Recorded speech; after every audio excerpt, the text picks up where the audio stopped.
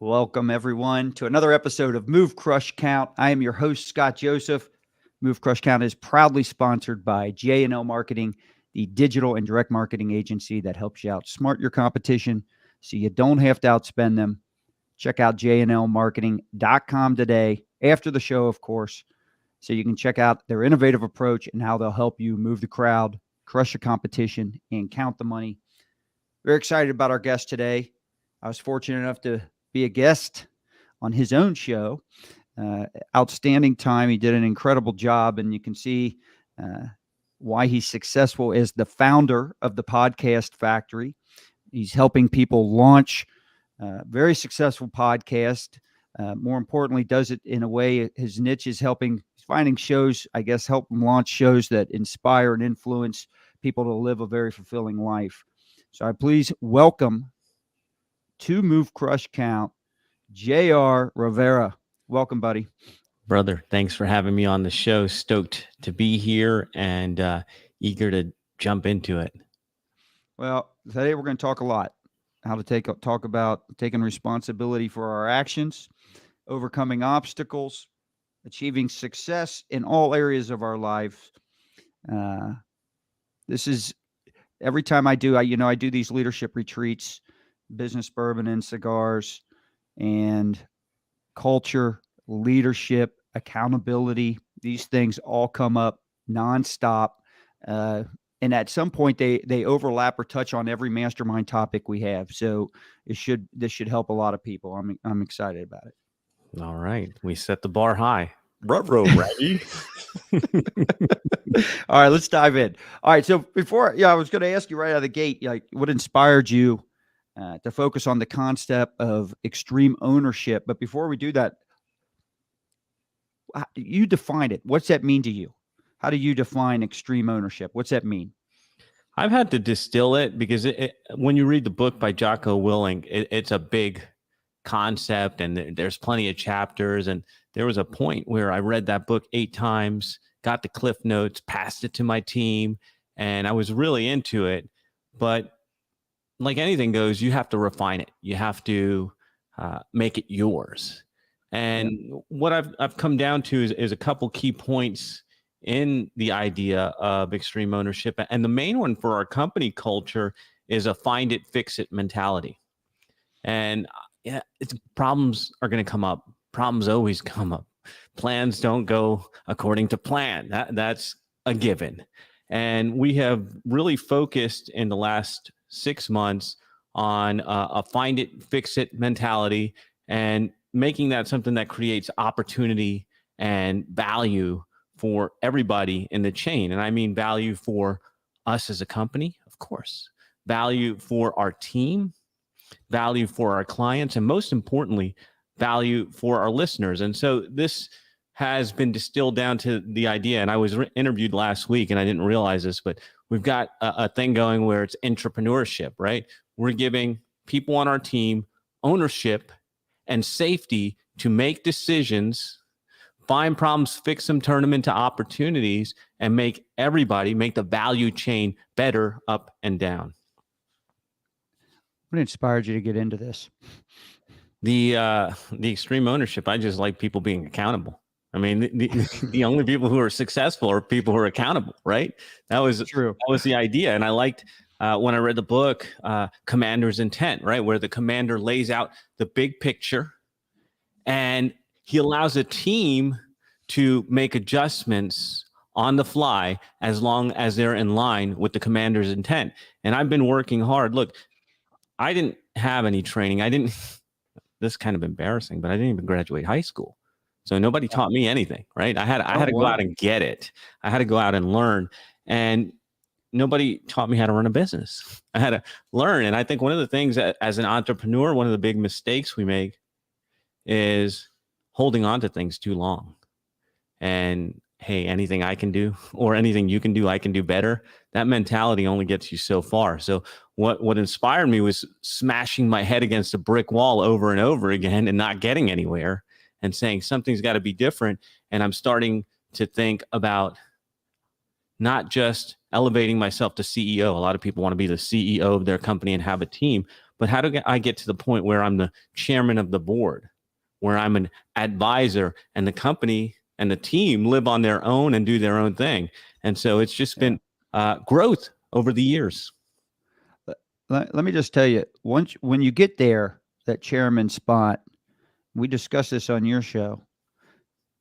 Sometimes you get there and you're like, is that all there is?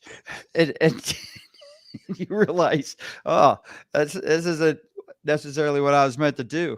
So, but that's a whole other topic. I'm not going to dive down there, but it's interesting you brought that up. Listen, I agree with you. I think accountability, holding people accountable. I think if you look at the most successful companies, businesses, the leaders in those organizations do a great job. I think when people hear the word accountability, extreme ownership, what I don't want is the audience sitting there thinking, oh, here we go. Going to sit there and make me. And I think some people have this horrible visual in their head of what that means. Talk to us a little bit about that. So let's avoid that confusion. Yeah. So it reminds me of a conversation I had with our son this weekend, and we were discussing discipline. And he says, Dad, discipline sounds like a bad thing. Is discipline bad? Is that if I get disciplined, have I been bad? And I said, 90% of the world's going to think discipline's a bad thing, but discipline is what gives us this life. Discipline is what gives us this freedom, this growth, this purpose. And in our house, discipline is a good thing. And I think that accountability falls under that. And the idea of extreme ownership is a gift. This is a gift to our team because we allow them to own their role. I mean, in most companies, somebody's going to be talking from the top down, be a dictator, tell you what to do, how to do, and when to do it. I don't care about that. What I care about is a result. I want the result. And I'm going to show you one way to get it, and then I'm going to hand it to you, and you make that your own. You make it better. You improve it. You own it. That's the whole idea. And so I think accountability is a gift that you only get with, all right, I don't want to stroke my ego. You have to have a certain level of confidence as a leader to be able to hand things off. And I'm not stroking my ego. I'm just saying I've been able to step back, let people do their things. And just like a child, look, you have a little kid, a little toddler learning to walk. He's going to bounce around. He's going to fall. He's going to get back up. He's going to figure it out. As a good parent, you can't be sitting there holding him. The kid will never learn how to walk. You got to give him room, let them do their thing, let them learn, and support them. And that's really what it's about. So I've got a 10-month at home, and her older sister is 13. So to give you an idea of the gap. And I'm only saying that because my wife, I'm going through this right now. Michaela is her name. She's got to become frustrated. It's okay for her to be frustrated. We can't sit there and do everything for her. I mean, right now she just points and we have to carry her around all the place. It's, and she gets very bored very quickly. And so it's constant movement just to keep her happy. But she's a sweet little girl. I think poor leaders do a very bad job on the accountability front. Why do you think? And it doesn't mean that they couldn't be good managers and they couldn't be good leaders, but sometimes I think there are leaders out there that avoid confrontation, or they view it as confrontation instead of maybe how it should be viewed. Talk to me about why you think that happens and what's the best way around that. I have this thing, and I think it's my own personal bias. I don't know if a manager can be a leader. Maybe if they want to be, they could grow to that position, and I would certainly support that inside of our team. But I think they're two different things, because a manager is managing a process. Step 1, step 2, step 3, step 4. They like the status quo. They don't want anything to break. They want to make sure it runs. Where a leader is going to lay out a vision, break everything, and then go back trying to fix it. And I think it's two different things.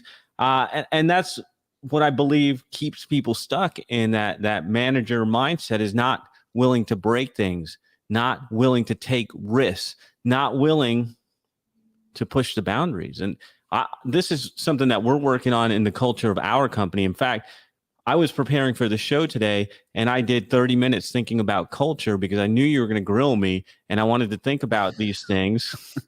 I prepped a little bit. I didn't want to show up unprepared for you. But so we've got an acronym, right? Our core values. Give. Give is the acronym. And God put us on this earth to give. As you know, I remember on our interview, you're giving. And that's where you're finding your purpose now. As a chairman, you realize there was something else you had to give. So giving is a verb. Giving is an action. And that is the acronym for our company. And when it breaks down, it's growth. And this is personal growth, financial growth, growth in the company, growth for our clients. Impact. That's the work we do. Right words, right person, right time can change a life. We are making an impact every single day on our listeners. And that's a big responsibility. That's what we do here. Value, right? Value is something that I think is underrated these days. We got inflation. People are charging more. We're getting less. It's crazy. And when I think of value, I think value as a team to one another, be valuable to yourself, like value yourself, your work, value our clients, right? Because they're paying us, and value our listeners. How do we bring value in every area that we are working in so that we can be a better company and fulfill our purpose? And then excellence. And here's one that's going to get people. I say excellence. You got some weird filter in your ears that you're going to hear perfection. Excellence, perfection. Excellence, No, excellence is not perfection. The way that I look at excellence is constant experimenting.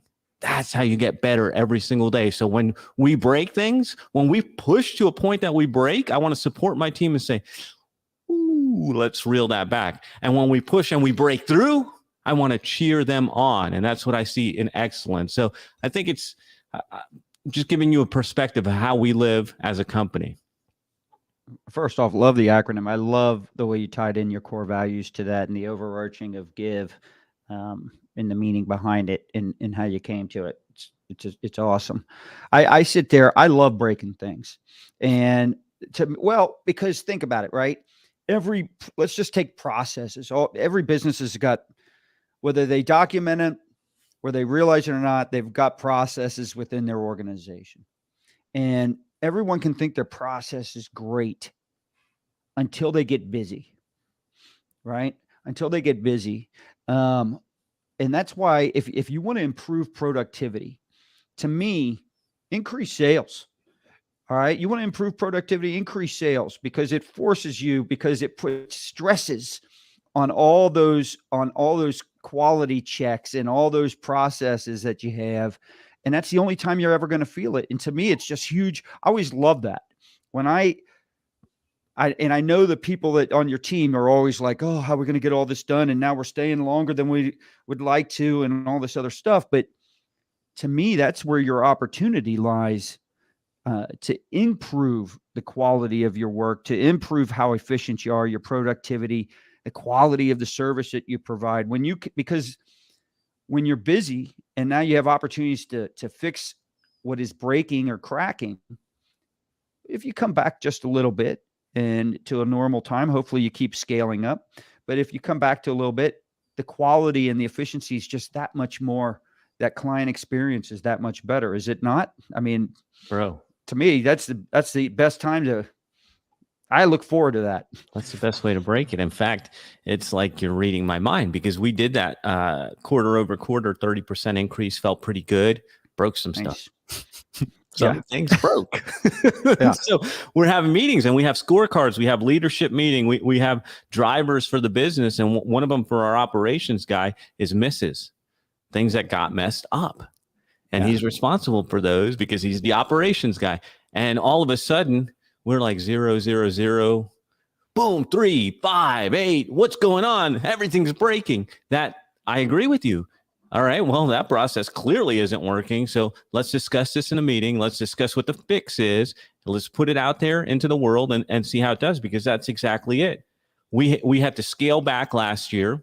We had to cut some team members, tighten up as we were rebuilding our foundation, and we had to rely on processes. And in fact, I was laughing the other day. Somebody was asking me about podcast stuff, and I'm like, oh yeah, I don't really know. Let me get the SOP for the company, and maybe I can share that with you. More confident in the work that we're doing. It's so funny you brought up podcasts. So I was at PodFest in January down in Orlando. Went to a workshop, and I'm all about process. With the agency J&L marketing, I mean, we have processes for everything, written, documented. We brought in an expert on Kaizen, continuous process improvement here. But, you know, the podcast was relatively new to me, and I just jumped in and started doing it. All right. And everyone views the podcast as a major pain in their ass. All right. Except for me, obviously. Right. All right. It used to be. And then I realized I got to PodFest, and they started talking about a process for the podcast all the way through. Process for this, process for that. And I started thinking, here I have been the last 20, 30 years creating and I didn't even think, how is that even possible? I didn't even think to document a written process for our own show. I just started doing it and saying, all right, we need this. You know how that goes. And so now we're fine tuned, buddy. But the question I've got is this. Listen, I think every organization, like I said last year, we were rebuilding. We spent the better part of the year rebuilding everything so that we can come in this year and sell the hell out of everything, right? But you have to take a step back sometimes. And that was one of the big ones I noticed. And it was first with my copywriting team, because we have a team, we have a copy chief and I don't know, 6 or 7 writers under him. And their writing was getting a little boring. And I look at it and I'm like, dude, one of the things that makes us stand out as an agency is that we can write the hell out of some copy, because I call them the copycats. We're copycats, right? And it was getting boring. And they're like, well, we don't know how far we can push. We don't know what we can do. We don't know what the boundaries are. So like a good daddy, I said, have at it. I got your back. If anything happens, I will answer to the leadership team for what went down here. But from now on, we are going to push the boundaries. Yeah. And so, all right, daddy's got our back. We're safe. Oh, these suckers have pushed them back. I'm like, dude, are you making stuff up here? What is this? So that's how they know the boundary. But I'm like, put it out in the open, right? So when we hit when we hit something where a client is like, what the hell is this? We put it out in the open for all of them to see. It's not just feedback to the one, it's feedback to all. Boom, we hit a boundary. Let's pull back. Boom, we hit a boundary. Let's pull back. And I'll keep the heat off of you. But when the shrapnel hits, we got to pick up the pieces real quick. Okay. So that's the deal I made with them. And seeing that now work with the writers so they can push boundaries is happening with the rest of the team. Well, go out and come up with a plan. Push that plan as hard as you can. If it works, great. If it's not great, then we'll rethink it. Well, I have to think. I'm trying to put myself in one of your copywriter's shoes. It has to be a more fulfilling job. It has to be, and maybe not even a job. It has to be just the work is more fulfilling when they get to experiment, and it doesn't become mundane, I guess is the best way to say it. We want creativity here. We need to push. Everybody's worried about Chat GTP taking their jobs. And I'm like, listen, the only people that are really going to do well with Chat GTP is the Chat GTP jockeys that know how to run it. I said, Correct. But they're not going to get creative. They're not going to get inspired. I mean, eventually maybe they will, but for now we stay ahead of them by innovating. And that's what I told them. We got to push. We got to push. We got to push with a purpose. And our purpose, we made sure that the copy is designed to provoke curiosity.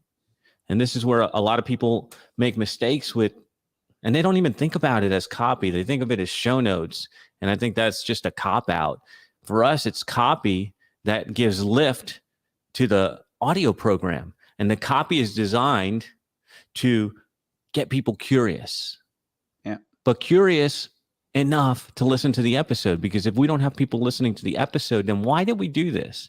And so our whole system is designed, it's integrated just like that. One piece fits into the next. Everything's designed to give lift to the episode, and the episode is designed to give lift to your business. So what are some common mistakes that you see leaders make when I'm sitting here in your case, right? You're creating this culture of accountability as it revolves around creativity, like you just said. All right. What are the mistakes that leaders make when they're trying to get everybody rowing in the same direction with this culture? So it doesn't matter if it's about creativity or anything else. We all have the same challenges with this. I don't look at everybody else's leadership. I can talk about the mistakes that I have made. And one of the big ones is keeping it to myself, or keeping it to one or two members of the team. It is one of the biggest mistakes that we made. And expand on that a little. Yeah. Like Cupcake, my wife, Rachel, is a partner in the team. This is what we believe, but we don't share it with the rest of the team. Why is this guy doing this when we should be doing this? Like, internal conversations don't work. It has to be company wide. And that's why I just recorded videos on updated company culture, give, kind of like I explained here. And that goes out to everybody. And on top of that, your scorecard is based on this. Your evaluation is going to be based on this. So if you're not meeting company culture, you're not going to last here. And so the biggest mistake I made was not making it public, not sharing it everywhere and enough. And the other part that I think has been super valuable for us as a team is getting buy-in. Because I remember, man, the first time I brought it to the copywriters, it was like a smack in the face, because I found my purpose. I was like, holy cow, right words, right person, right time can change a life. And all of us have experienced this. They're like, yeah. So how's that affect our copy?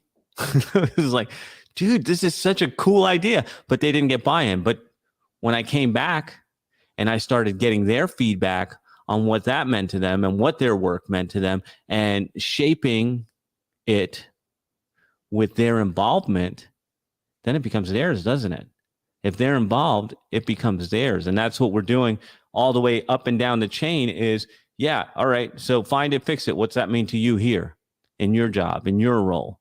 What's that mean to you here? Make things better. Make you better. Whatever. You will help us define it, but then you also own it. Yeah.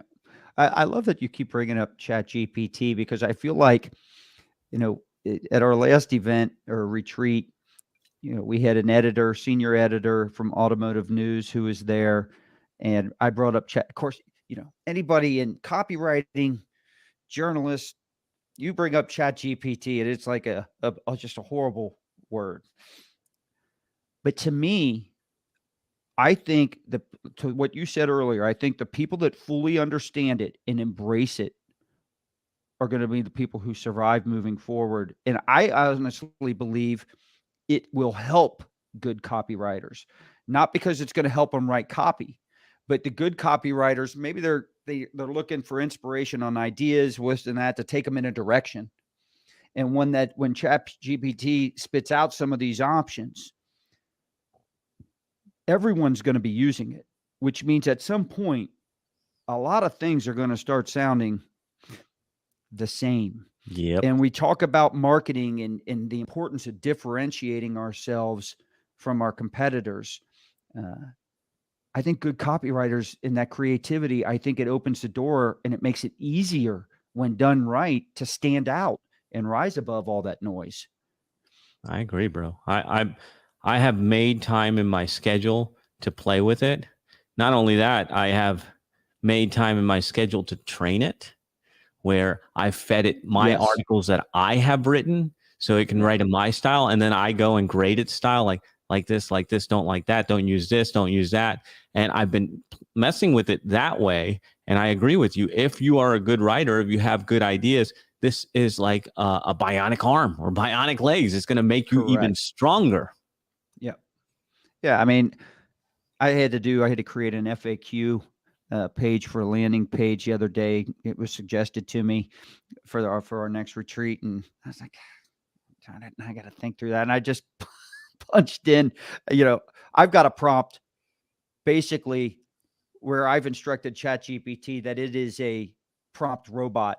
And you've probably seen this. It basically, I have instructed it on how to ask questions to get the information it wants. And it just asked me, and then bam, out came those FAQs and the answers. I was like, yeah, that looks pretty good. And I tweaked a few things and run with it. Yeah, it just saves you a lot of time on mundane tasks, I think. So I love it.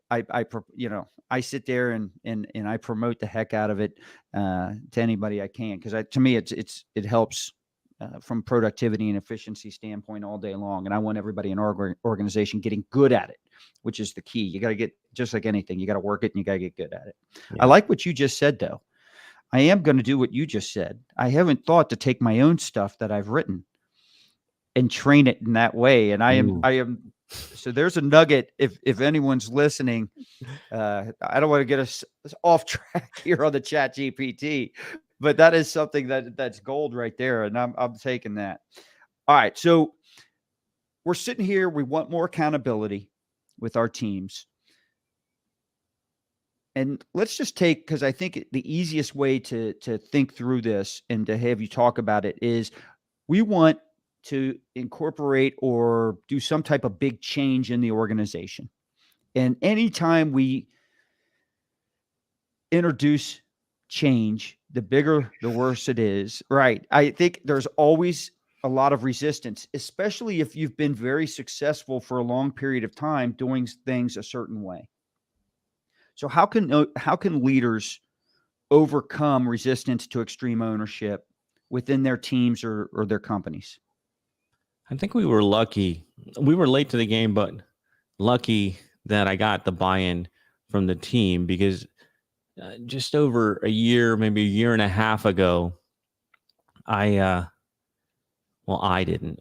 made the decision to hire a EOS implementer, Traction, Gino Wickman, the Entrepreneur's Operating System.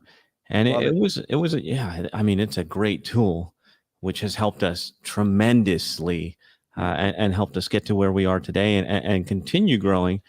But I think they were scared, right? Let's just give you an example of something they were scared of. That's a big thing, and it's not a big thing anymore. But when they heard that we had to have a weekly level 10 leadership meeting, and now our implementer's like, hey, these meetings are going to take at least 90 minutes. My team was like, meetings? We don't want meetings. We don't want to do that. That sounds terrible. And I was like, hey, we bought it. We paid the money. We're doing this. And all right, begrudgingly, we did it. Well, look, a year and a half later, fast forward, and in our last quarterly meeting, what was my operations guy telling me? What's my financial officer telling me? Hey, we need more meetings. We need meetings down the chain. We need meetings with the like, who are you? Who are you, and what did you do with my people? Who are you? Because they've seen the change. They've seen how efficient and agile, how quick we are to make changes. And it starts with basic things like your objectives and key results. Once you have your culture, then you have your objectives and key results. Then you put your scorecard to that, and then you meet to the scorecard. It's not like this is brain science. It's like, oh, we have a checklist, we have orders, and we have a way to grade ourselves. This is fun. Let me ask you a question. So I'm very familiar with EOS and Traction. In fact, that's our operating system here at J&L Marketing as well. So I'm curious. Let's get into these level 10s for a second.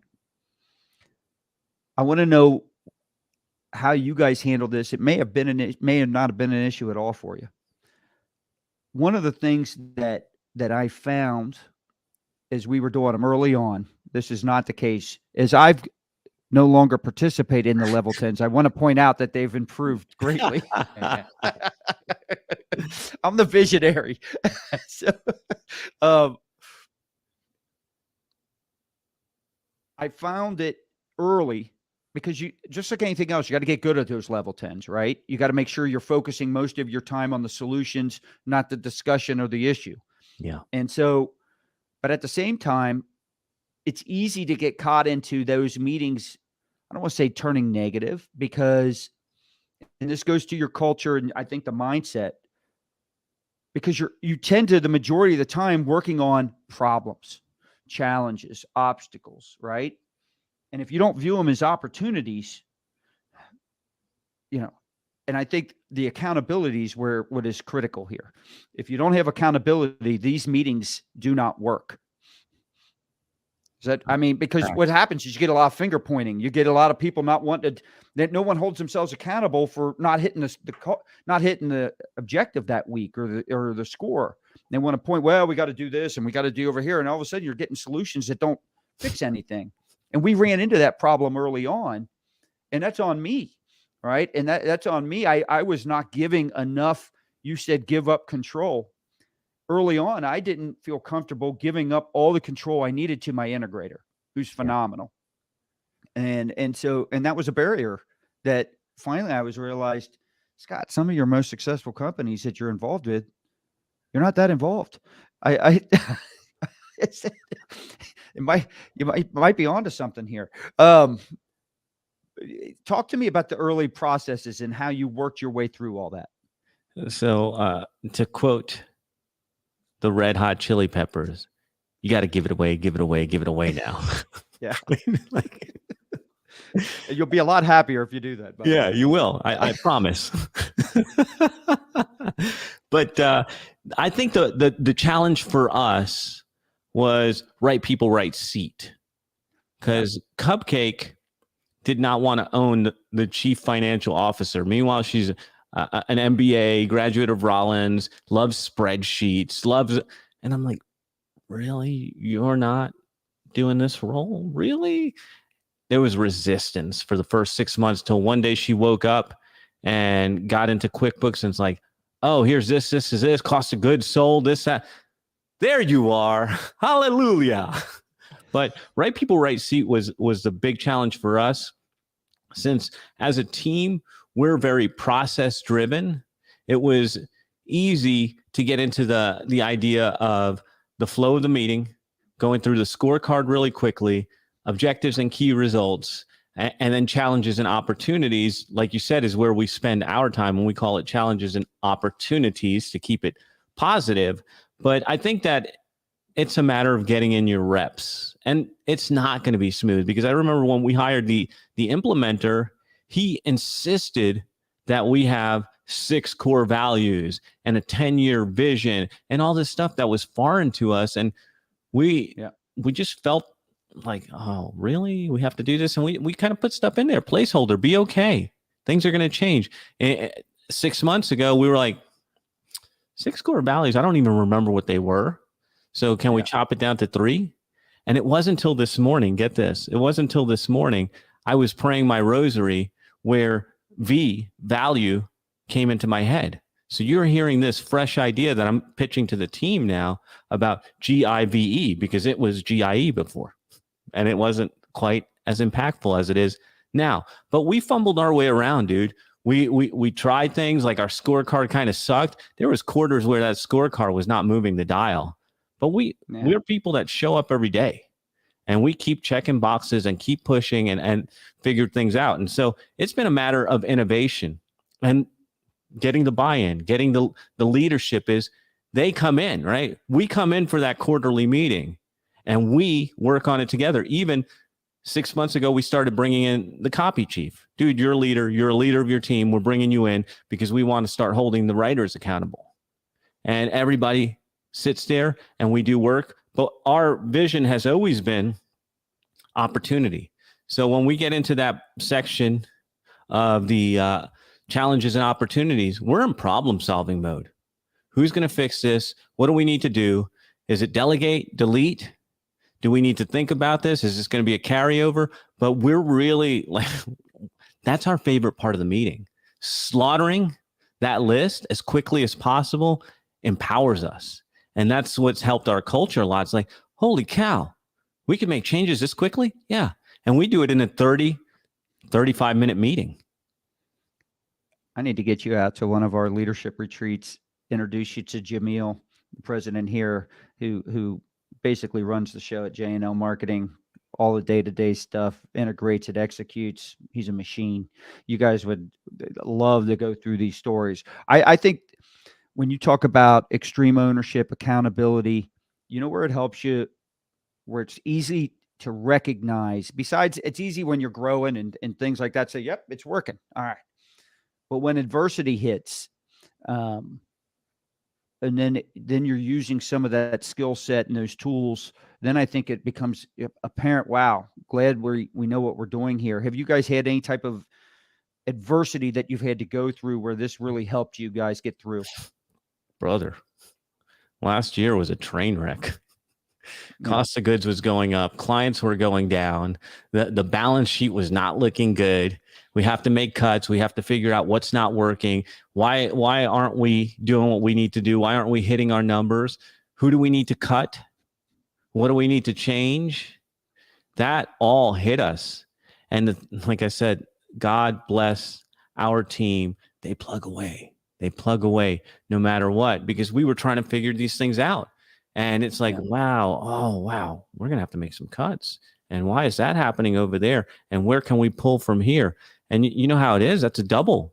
When your cost of goods goes up and your income goes down, it's a double impact. So yeah, without this, we couldn't have figured it out. And we couldn't have built the leadership, the accountability. In fact, that caused us to innovate. One of the biggest innovations that we made during that time was something we called opportunity spotting. And this was bringing our copy chief into the leadership call, because we were thinking, everybody's counting on JR to make sales. Like JR is like, what the rainmaker? I'm like, guys, I think we all need our part in this. And what we realized when we had the copy team in there is, hey, they're really close to the clients. Like they see what's going on in the episodes, what the clients are talking about, and they can start looking for opportunities to bring value to that client, to bring value to that listener. So opportunity spotting, we found people that need web pages because they're doing a promo. They need extra episodes because they have something going on, or they need, what else have we found? They need to guest opportunities. The writers are the closest to the show because they're writing the notes, and they can say, hey, so-and-so is doing a promo. Maybe we get on a call and see if they need a couple extra episodes. Hey, so-and-so is talking a lot about this subject. Maybe since they're running ads, we can create an opt-in bribe or 3 for them to run ads against with the copy and the show that they've already created. We can create a pack. They're looking for opportunity all the time to bring more value to our guests, or our host, bring more value to us as a company, and bring more value to the listener. Not only that, it brings value to them. How? You find it, you fix it. All right, you spotted that, you want that project, you got the lead on it. Boom. Yeah, I got to tell you, for us, when COVID hit, we were already going through a big pivot, going from a lot of direct mail, and of course, email stays no matter what, but a lot of direct mail stuff, a lot of private event type stuff where we were promoting, hey, this Friday, Saturday, Sunday, we've got this going on, come in, and big discount type stuff. Just to summarize that, our copy was much better than what I just said. But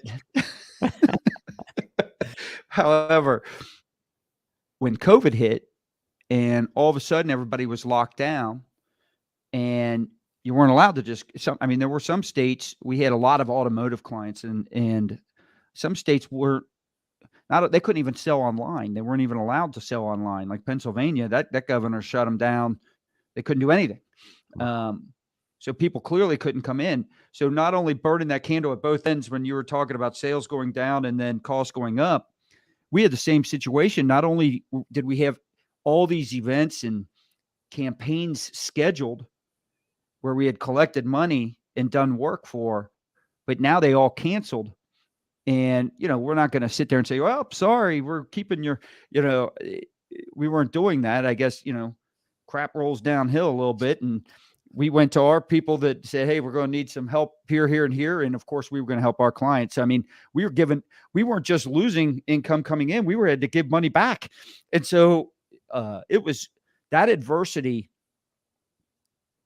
made us make some tough decisions that, looking back, could have been made prior to the adversity and should have been made. But what we did with our print facility, what we did in terms of the focus that we did on digital, our pivot could have happened much quicker had we had done these. We didn't need COVID to do this, right? But COVID was very organized for us.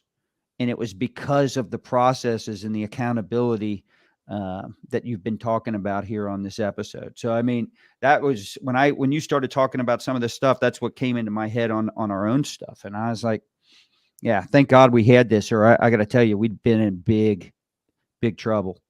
For sure. It's a gift. It's either an obstacle and an opportunity, right? It's how you take it. That's mindset. How can extreme ownership help individuals bounce back from setbacks? I think it goes back to the idea, just in general, of we're taught in school, and this is why I didn't do well in school, that it's pass or fail. By the way, JR, I got to tell you, I didn't complete college, but I think you're the first one to not complete high school. But I love it. I love that you're on here and you're very successful. You wouldn't have let me on if you knew that. That's why I didn't tell you. No, I listen. I've had 2 Harvard grads, an MIT grad. So we've got now from different ends of the spectrum here in terms of guests on this show. But here's what I found. Of course, the Harvard people will deny this forever. To me, they all have the same qualities, and none of them were taught in school. All the successful people that have been on this show all have got similar behaviors, virtues, characteristics about themselves, habits, and none of these things were taught in school. That's why I'm so happy I didn't do well in school. You didn't let them mold you.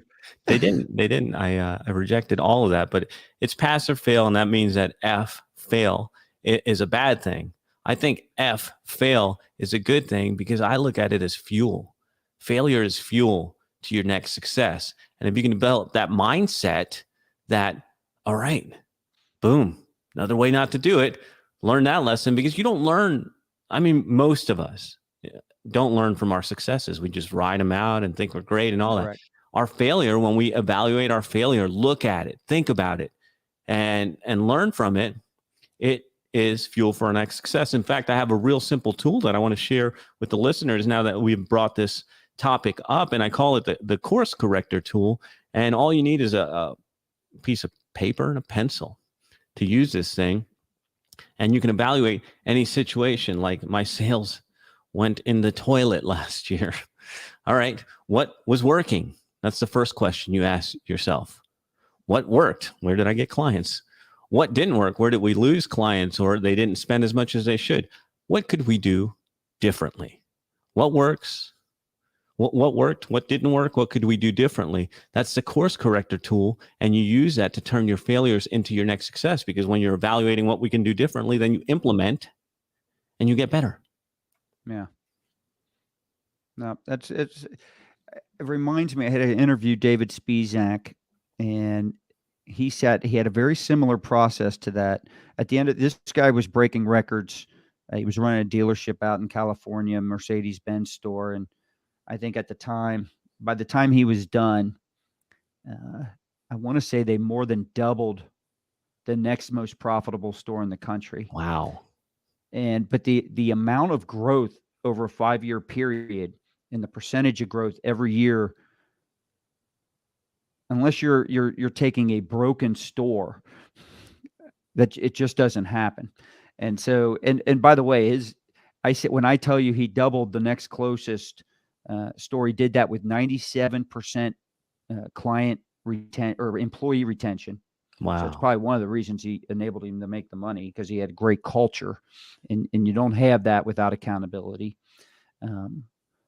But this is after paying $6 million in bonuses to the leadership team. So he actually did a hell of a lot better on the net than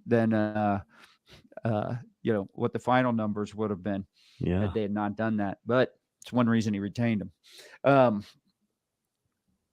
But he always asked at the end, similar 3 questions. He started with one other one. His first question is, is there more? How much more? All right. So how much more is there? All right. In terms of growth. All right. So he would start that meeting with that. And then he'd go into the questions you just talked about. And so I love that. And I asked him, I said, what happens if you got an answer back from someone that said, there isn't any more. We've exhausted this. There's no more room for growth. He goes, it never happened in our culture. He goes, because that mindset the culture just didn't allow it. It wasn't, the culture was such a growth mindset. And everyone, of course, they interviewed well, but none of us interview perfectly, right? We bring someone in, and let's go to the strength of what culture can really do. We've all hired the wrong people that, if we had a weak culture, would fail miserably, could become locker room lawyers, could become cancers within the organization, could be that guy at that year-end meeting that says, there is no more room for growth. But when you've got a culture of accountability, and it's whoever's more committed, the culture or this individual, is going to win. Right. And when that culture is so strong, eventually what happens is, even that hire that wasn't ideal, that could have gone in a different direction, if you've got the strength in the right culture and strong enough, I think those people gravitate to it. And some of that potential stuff that could have had a negative impact, I think, can go away. And I think people underestimate that part of it. What's your thoughts on that? Yeah, I think that's the filter that we live by, is even before we're bringing someone in, we have that baseline, right? This is the culture here. Yes or no before you come in. If you say yes, you're being graded to this. And if you don't come up to the standard, it's going to spit you out. But yeah, there are some people, like you said, that get inspired and want to go for that, want to get bigger, want to grow, want to make that impact. And then some of them are just like, I just want to punch a clock. And that's fine. Yeah. And just think about it. If you're surrounded by people who are always thinking about growth, who, when they fail, don't point the finger, they hold themselves accountable to it. They take extreme ownership. When you're surrounded by that and you don't see anything, like you said, people have trust that they can make mistakes, right? That they can have some failures. You want them taking chances. You want them being creative. You want them pushing boundaries. When people see that and see that it's real, all right, and you're sincere when you say it, you're not just saying it because you want to manufacture some bullshit culture. It's really a living thing. I think people want to be a part of that. I think deep down, no one takes a job thinking, boy, I can't wait to just get by. I think initially everyone's intentions are probably pretty good. And I think when you have a weak culture, I think that can slide the wrong way. Or if the right culture elevates people up higher than what they may have expected.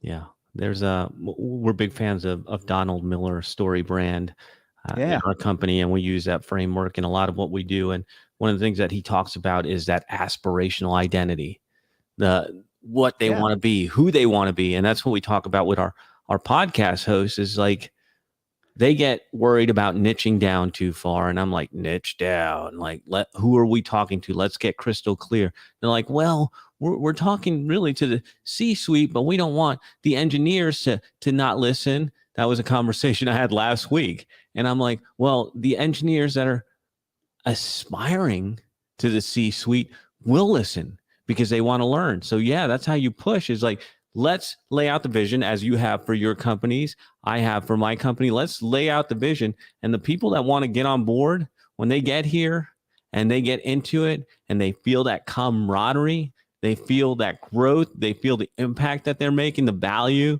the excellence. Yeah, I'm in. Take me along for the ride. I want some of this. I think there's nothing better than painting a beautiful picture and letting people come along for the ride.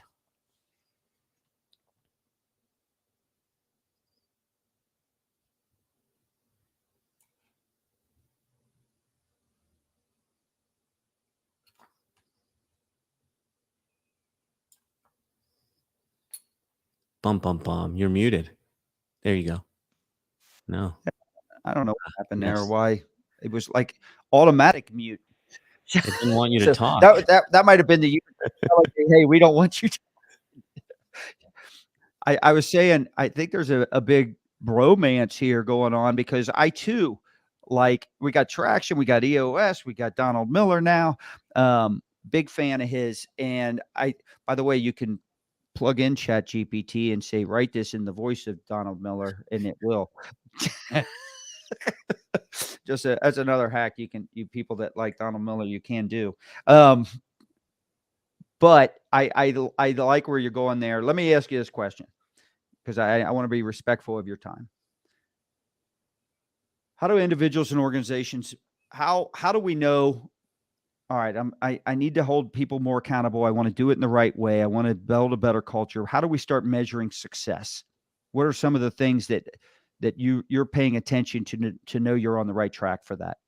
That goes back to when you're planning. And that's why I think a tool like EOS is so useful, because I couldn't have done this before we implemented the Entrepreneur's Operating System. But our objectives and key results is one of the things that when we're looking at what we're doing with the company, and let's see if I can, in fact, let me just do this so I can share some of the ones that we're using right now that we measure by.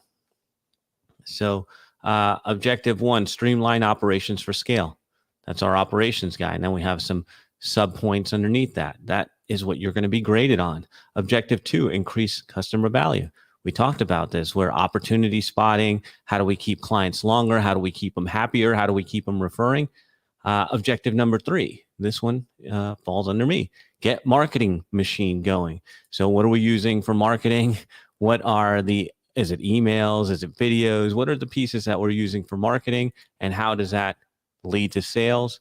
And then objective number 4, formalize culture. That's why we're doing the videos, we're doing the meetings, we're doing the things that we need to do. And then for the copywriting, monthly calls for new product ideas and weekly audits to flag events and opportunities. They get graded to this. You have OKRs. These are the objectives and key results. And each week you have a scorecard, which you are accountable for. There's no ambiguity. Did you or didn't you? Very simple, very straightforward. And it's not going to be perfect when you first do it. Like I said, this is an iteration. This is like 3rd, 4th, 5th iteration. The first one didn't look like this, but each time when we find something that's working, all right, let's keep that. Now let's tweak these other things that aren't working. And this is where we are today. It's an evolution. I love the mindset. You brought it up a couple of different times as well. You've got to be willing to be flexible on your approach. It's not going to be you're never going to plan anything perfectly out of the gate. So to be able to pay attention to what's working, improve on that, eliminate what's not critical to this process. And don't get you got to be, when I say flexible, it's not just about making quick adjustments. I think it's easy to sit there and say, all right, keep doing what's working and not, but sometimes we can get so rigid in the process of what we have to do. So the non-negotiables, we're going to do our level 10 every week at this time on this day, and we're going to be consistent with that, right? But how you might go about adjusting certain things, or let's just take the scorecard, for instance. We struggled early on and finally got good at knowing what we really needed to measure. Because in the beginning, we wanted to, let's measure this, let's measure that. And heck, we spent all week just measuring things. I mean, we couldn't get anything done. And so, and then that creates its own issues. And so it's like, how did you have those learning curve? And that, like, this scorecard is a new version from 6 months ago. Like I said, we had that rough year. And then we were coming out of that and we were like, well, this isn't working. I'm scoring on things that didn't matter. Instead of scoring on emails written, score on offers made. It's just a simple, hey, we're measuring the wrong thing. Yeah. Yeah. Keep it simple. All right. So what have we not talked about when it comes to extreme ownership or accountability that you feel would help the audience, right? That we maybe haven't discussed and we need to. I don't think there's anything, because you've done a good job, and it helps that you understand all these things so that you could ask the questions. And it's more of the attitude of go back and listen to this. I think there are some gems in here. And one of them is the evolving. If you're thinking the same thing you were thinking last year, then you are not growing, which means you are dying. And so as you spoke to being flexible, and I don't mean chasing squirrels. Oh, good idea, good idea, good idea. But looking objectively at what you're doing and asking yourself, is this getting me closer or further to what I want? And then the other piece I think that I want to bring back is give it away, give it away, give it away now, right? Yeah. Check your ego at the door. Give your team the reins, give them the safety that they need, lead with love, and allow them to make mistakes and grow if you want them to buy into the process and buy into the ownership. I'm going to take something and steal it from you. You can have it. With that song, I'm a giving guy. When we do our masterminds at our leadership retreat, the group always does an incredible job. So first off, we've got a large collection of egos in the room. Of course. But I've never seen, it's incredible the way they just drop them. And because they're all about growth, they're all about learning. And they really, it doesn't, and when I talk about a lot of egos in the room, I'm going to throw myself in that. We all have big egos in there, but I got to tell you, everyone's all about helping each other. But I'm going to steal your song and I'm going to play it. I'm going to have it playing over the speaker system because I think it's a good mindset to go into and do it. Well, having said that, let's wrap up this show. It's another episode of Move, Crush, Count in the books, where we explored the importance of building an incredibly strong culture of extreme ownership. We've got our expert, our podcasting expert, JR Rivera, helping us out here, shared incredible insights on taking responsibility, leading with accountability, creating a culture of ownership in your personal and your professional life. I love that we walked through some traction stuff. I'm no longer in the day-to-day stuff with that, but it was nice to bring all that stuff back. None of it went away from me. So this episode had to provide people with a lot of stuff. It's a topic I know that, as I mentioned in the opening, every leadership retreat we go to or coordinate, accountability comes up every single time, because without it, you go nowhere. And so I appreciate you coming on and sharing your expertise and your insights with our audience. Thank you very much. Brother, thank you for having me. It was a blast. I want to make sure we get so for those, we're streaming live on LinkedIn, Twitter, Facebook, and YouTube.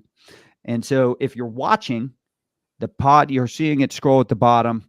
You can reach out to JR there at thepodcastfactory.com. Make sure you do that. Of course, we'll have it in the show notes if you're listening, or you could just hear me and go to thepodcastfactory.com. But he'll be happy to reach out to him there, and then you can connect with him on almost every social network or platform there is. And your name here at Riverathan. Let me save you from that. Yeah, thank you. At Riverathan. That's Riverathan. You can find him on all the social networks there. So reach out to him. Good guy. And as I said earlier, this is our second opportunity to discuss these type of topics, and both, I think, have went very well. So appreciate you, buddy. And you're welcome back on the show anytime. Thanks, brother. If you enjoyed this episode, make sure you visit movecrushcount.com. You can also go to our YouTube channel. Make sure you subscribe to both so you can catch up on all our past episodes. You never miss any future ones. Stay connected with the community. Join our Facebook groups. Follow us on LinkedIn. Do all of the above. And, of course, I'm on Instagram, Twitter, and every network is as well. So appreciate you guys out there. Thank you all for tuning in, and a big shout out to our sponsor, J&L Marketing, the digital and direct marketing agency that helps you outsmart your competition so you don't have to outspend them. Check out jnlmarketing.com today, and they can help you move the crowd, crush your competition, and count the money. Until the next episode, we'll see y'all later.